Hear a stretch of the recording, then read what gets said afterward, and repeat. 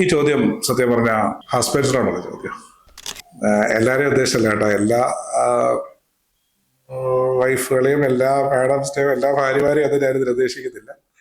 പക്ഷേ ഇതിനകത്തൊരു രസമുള്ളതുകൊണ്ട് ചോദിക്കുകയാണ്. നിങ്ങൾ ഒരു റെസിഡൻസ്, നിങ്ങളുടെ ഒരു ഫ്ലാറ്റോ അപ്പാർട്ട്മെന്റോ വില്ലയോ അല്ലെങ്കിൽ ഒരു വീട് വെക്കുന്ന കാര്യമോ ഏത് സ്റ്റേജിലാണെങ്കിലും മാനത്ത് നോക്കി നിൽക്കുന്ന ഒരു സമയം എപ്പോഴാ?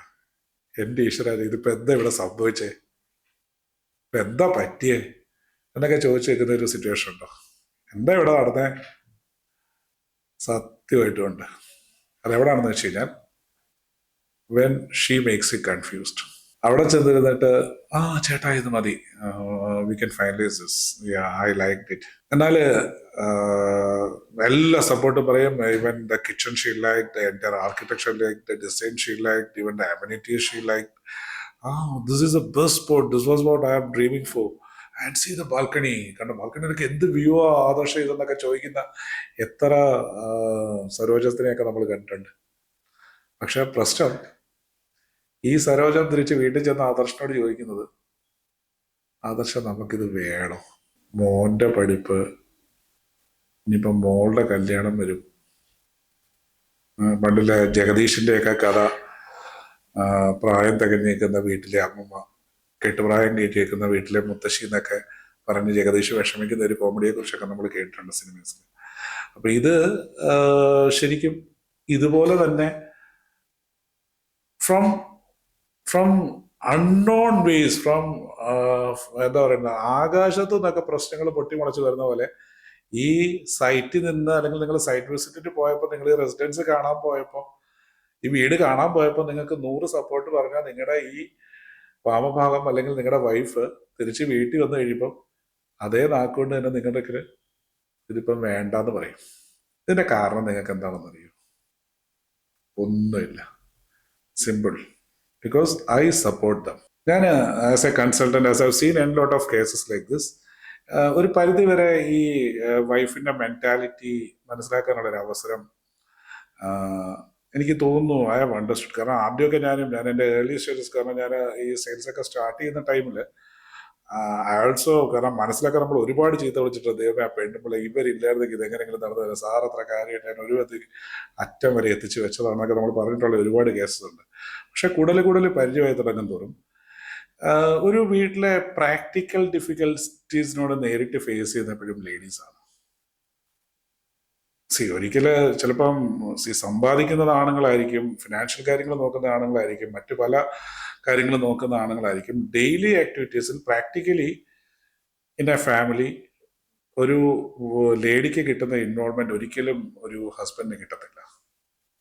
അപ്പൊ അങ്ങനെ ഈ ഡെയിലി ഇൻവോൾവ്മെന്റ്സിൽ വരുമ്പം വളരെ സ്വാഭാവികമായിട്ടുള്ള ഒരു ഇൻസെക്യൂർഡ് ഫീലിംഗ്, അത് ചിലപ്പോൾ ഫിനാൻസ് ആയിരിക്കാം, ചിലപ്പോൾ ഹെൽത്ത് ആയിരിക്കാം. So what's going to happen next if the things are not going well, how could we manage it എന്നുള്ളൊരു ടെൻഷൻ വരാൻ സാധ്യത ലേഡീസിനാണ്.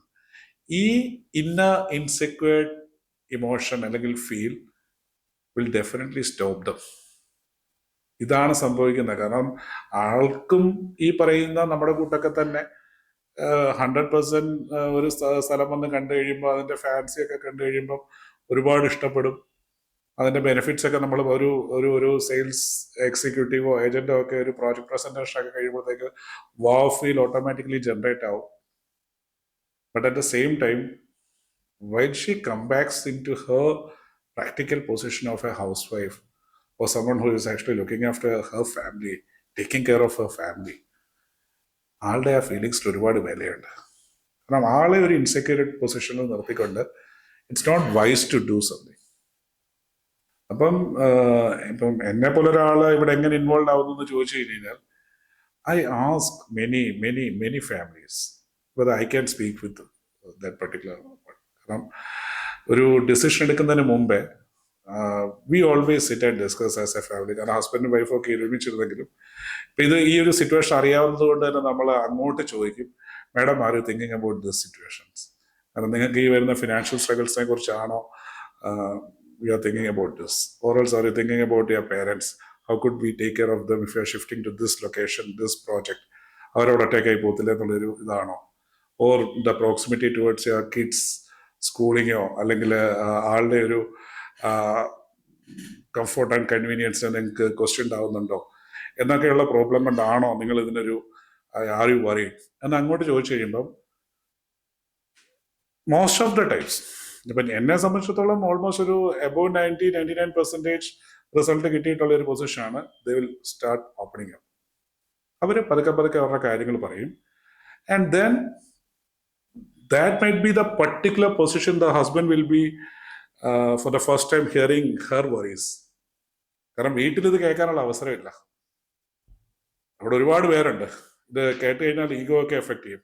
പക്ഷെ വളരെ സ്ലോലി നമ്മൾ ഒരു കൗൺസിലിംഗ് സോർട്ട് ഓഫ് അപ്രോച്ച് ഇവരോട് എടുത്തു കഴിയുമ്പോൾ they will open up and say ശരിയാ ജയശങ്കർ, അങ്ങനെയുള്ള ഇഷ്യൂസ് ആയിരിക്കാം, ലൈക്ക് ആണ്.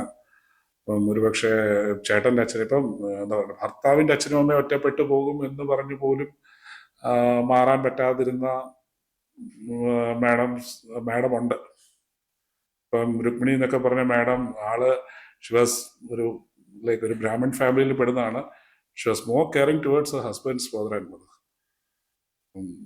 Seriously I say before you choose your resident, definitely ഈ ഒരു കൺസേൺ അഡ്രസ്സ് ചെയ്യാൻ കഴിവുള്ള ഒരു കൺസൾട്ടന്റിനെ it's always going to help you lot.